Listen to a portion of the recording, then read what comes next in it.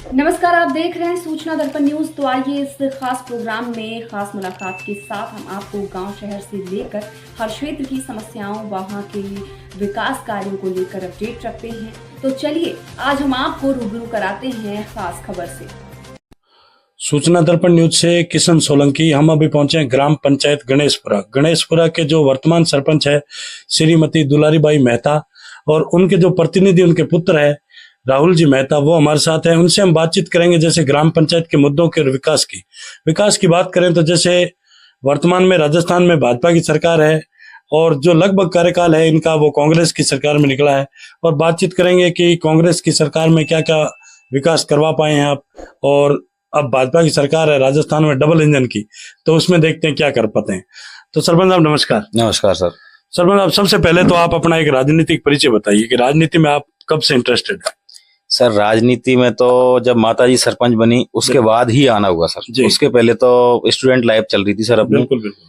फिर सरपंच बनने के बाद अभी वर्तमान में कांग्रेस से मंडल देखूं सर मैं। बिल्कुल। समरानिया कांग्रेस मंडल से। जी सर। अब बहुत ही अच्छा कि एक युवा और ऊर्जावान यानी कि पढ़े लिखे हैं, तो फर्स्ट एंट्री अभी राजनीति में 2020 में मारी, और मारते ही और पार्टी ने भी इनको पद दिया, और वर्तमान में यहाँ की गणेशपुरा जो इनके माताजी सरपंच है उनका प्रतिनिधित्व भी कर रहे हैं, तो बहुत ही अच्छी बात है।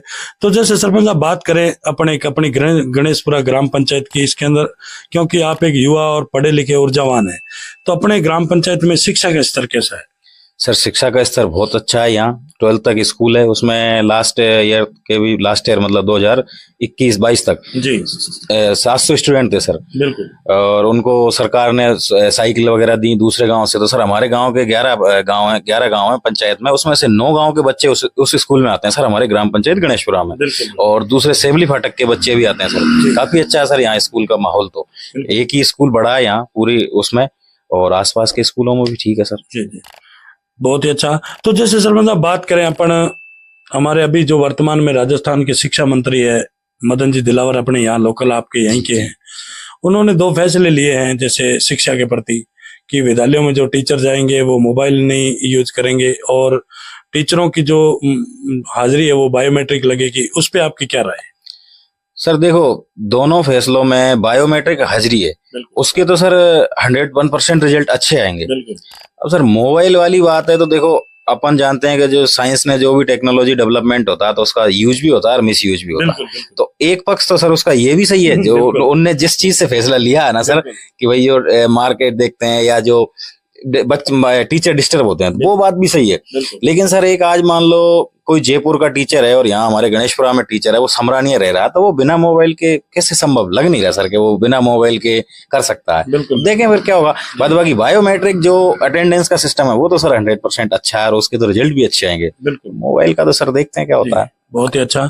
तो जैसे सरपंच साहब बात करें अपन, एक केंद्र सरकार की योजना है नरेगा के अंदर आपने लोगों को रोजगार कितना दिया है? सर नरेगा के अंदर हमारे सर 100% मैंडेज होते हैं सर हर साल। शहरी परिवारों के लिए तो नरेगा योजना ये मानो कि बहुत अच्छी स्कीम है। फिर सर अभी जो सामने आप देख रहे हैं शहरी आवास चल रहे हैं, इनमें भी सर नरेगा के तहत 23,000 रुपए उनको, वो खुद के मकान में काम करेंगे, उसके भी 23,000 रुपए केंद्र सरकार दे रही है सर। तो नरेगा तो सर बहुत अच्छी स्कीम है यहाँ। और उसके तहत सर हमने कई तलाइयां बनवाई हैं, जो चारागाह जमीन है उनमें कई तलाइयों को घेरीकरण करवाया। उससे सर कहीं ना कहीं भूजल स्तर में कुछ ना कुछ तो चेंजेज आए हैं, कई हर साल पौधे लगवाते हैं सर। तो नरेगा एक अच्छी स्कीम है। दूसरी चीज, जो गांव में प्रचंड बेरोजगारी, जो छुपी हुई बेरोजगारी है, उसके लिए एक अच्छा विकल्प है लोगों के लिए। थोड़ा सा रोजगार मिल जाता है उनको गाँव में। 100 डेज है, उसमें 230 रुपए की रेट है, 23,000 रुपए आ जाते हैं सर। तो सरपंच साहब नरेगा जैसे अभी आपने बताया कि जो गरीब जो मजदूर वर्ग के जो लोग हैं उनके लिए बहुत ही अच्छी योजना है सरकार की।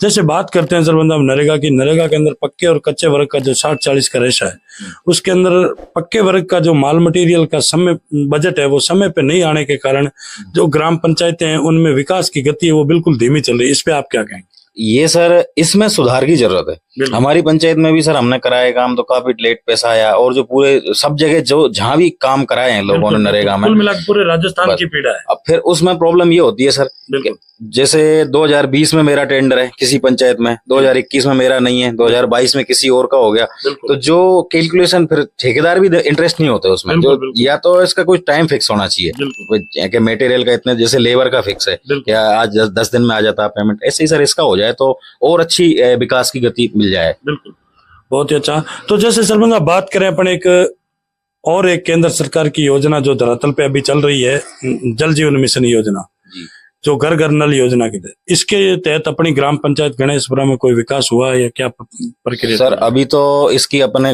गणेशपुरा में तो कमेटियां बनी हुई हैं और ड्राफ्ट पूरा तैयार हो गया, बाद बाकी फिजिकल तो अभी कुछ नहीं हुआ सर।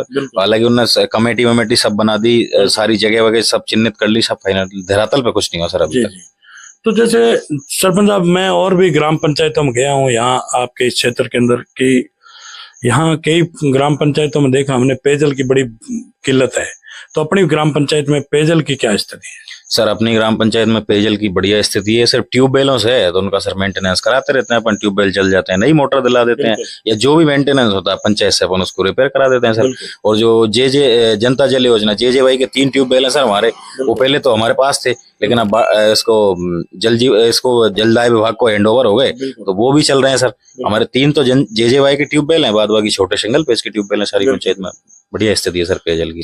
तो जैसे ग्राम पंचायत गणेशपुरा की बात करें सरपंच साहब, तो इसके अंदर आज दिन तक की कोई मेजर समस्या, क्योंकि आपका लगभग कार्यकाल जो कांग्रेस की सरकार में निकला है और कांग्रेस के आप मंडल अध्यक्ष भी हैं, तो इसके अंदर कोई मेजर समस्या आज दिन तक नहीं हो रही, ऐसी कोई समस्या? सर इसकी मेजर समस्या तो देखो कि हमारे ग्राम पंचायत गणेशपुरा में 97% लोग एग्रीकल्चर पर डिपेंड है। बिल्कुल।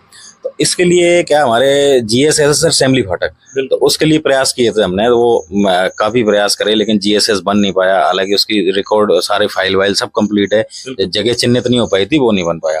दूसरी चीज सर, एक हमारे वाटर शेड के एनिकट्स हैं कुछ, वहाँ 13 एनिकट तो हमने हमारे कार्यकाल में बनवाए, उनसे भूजल स्तर सुधरा कहीं ना कहीं। एक जो तालाब है सर, उसकी मरम्मत नहीं हो पाई गणेशपुरा में। मतलब यहाँ तो मेनली तो देखो सारी पंचायत के लोग हम सब खेती पे डिपेंड है, तो हमारी समस्याएं भी खेती की हैं।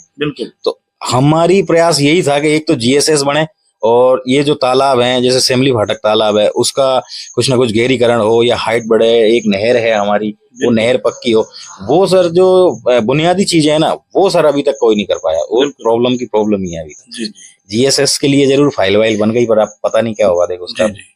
तो सरपंच साहब, जैसे अपन बात करें ग्राम पंचायत गणेशपुरा की, इसके अंदर आपके जो साथी है, पढ़े लिखे हैं, युवा है, जो आज भी बच्चे पढ़ रहे हैं, उनके लिए आपके क्या प्रयास रहे हैं? कोई जैसे खेल मैदान वगैरह ऐसी कोई आपने कोई, क्योंकि आप एक ऊर्जावान है, पढ़े लिखे हैं, आपको हर तरीके से नॉलेज है कि नौकरी क्या अहमियत है, मजदूरी की क्या अहमियत, तो इसके बारे में आप बताइए। सर अपने हमारे गणेशपुरा खेराई खेल मैदान में कब्जा हुआ, उसको अतिक्रमण मुक्त कराया सर हमने। गणेशपुरा पे हुआ, उसको हटवाया। अब हटवा तो दिए कब्जे, लेकिन जैसे अभी आपने कुछ टाइम पहले पूछी नरेगा, तो खेल मैदान की सेंशन अभी तक सिर्फ नरेगा से होती है। अब सर उसकी एक खेल मैदान को डेवलप करने का बजट होता 90 लाख रुपए, 1 करोड़ रुपए। तो यहाँ ऐसा कोई ठेकेदार नहीं है जो उनको 90 लाख रुपए, 1 करोड़ रुपए का काम करवा सके नरेगा के तहत।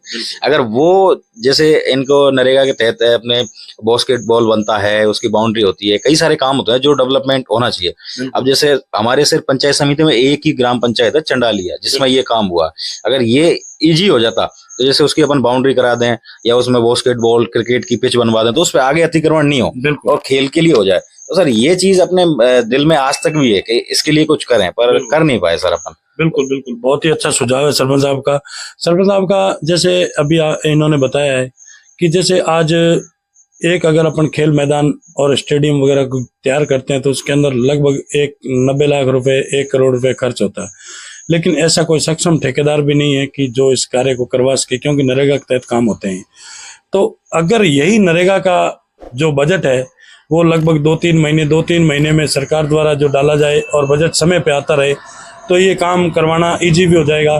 क्योंकि अगर मान लो 20-30 लाख रुपए उसमें खपत किए और नेक्स्ट में फिर किस्त आ गई, उसका बजट आ गया, तो वो आई चलाई से काम करवाने में थोड़े से यूं बढ़िया महसूस करेंगे।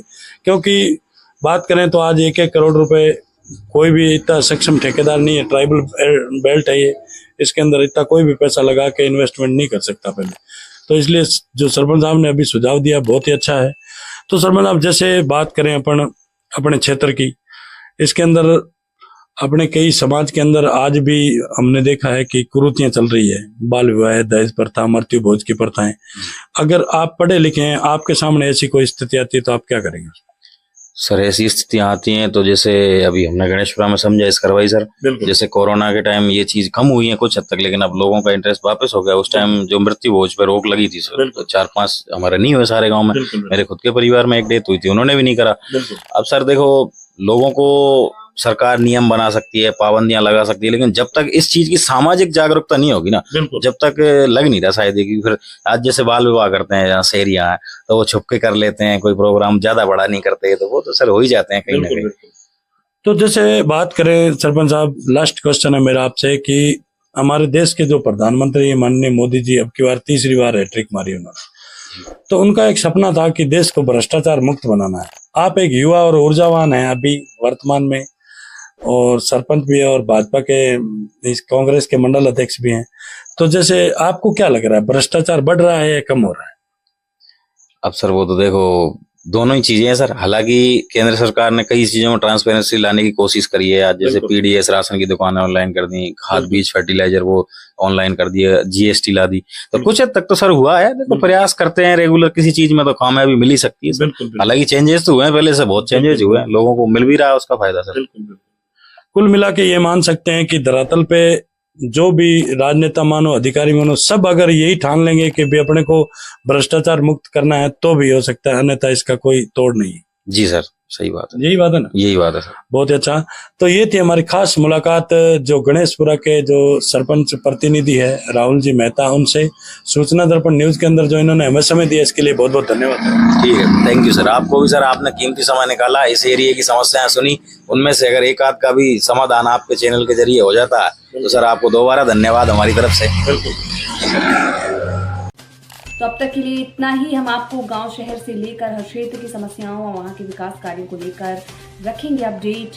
तो देखते रहिए सूचना दर्पण न्यूज और हमारी वीडियोस को लाइक, शेयर व चैनल को सब्सक्राइब जरूर करें।